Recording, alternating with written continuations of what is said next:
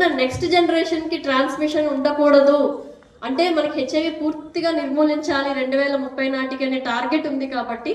next generation కి transmission అవ్వకూడదు కాబట్టి ఉన్న వాళ్ళు ఎప్పుడు కూడా అంటే బిహేవియరల్ దీంతో మనకు తెలుస్తుంది ఎవరికి హెచ్ఐవి సోకే అవకాశం ఉంది అని చెప్పి మన బిహేవియర్ తో మనకు తెలుస్తుంది కాబట్టి అలాంటి వాళ్ళందరూ ముఖ్యంగా యూత్ అండి ఎట్టి పరిస్థితుల్లో కూడా మా ఐసిటిసి సెంటర్స్ కి రావాల్సిందిగా రిక్వెస్ట్ చేస్తున్నాము డేటా అంతా చాలా సీక్రెట్ గా ఉంచుతారు ఎవరికి తెలియదు కూడా ఇమీడియట్ గా ఐసిటిసి సెంటర్ లో ఒకవేళ టెస్ట్ పాజిటివ్ అని తెలిస్తే ఏఆర్టీ కూడా ఇవ్వడం జరుగుతుంది ఏఆర్టీ సెంటర్ కూడా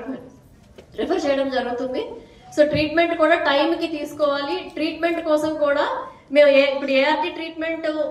తీసుకుంటున్న వాళ్ళకు కూడా మనకి 81% ఉన్నారు మనం 96% రీచ్ అవ్వాలి అంటే చాలా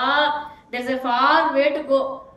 సో ఇప్పుడు ఇందాక నేను చెప్పినట్టు అక్కడ నోయోర్ స్టేటస్ లో కూడా సుమారుగా ఒక 44,000 మంది గ్యాప్ వచ్చింది అంటే మన ఎస్టిమేషన్ ప్రకారం 3,25,000 మందికి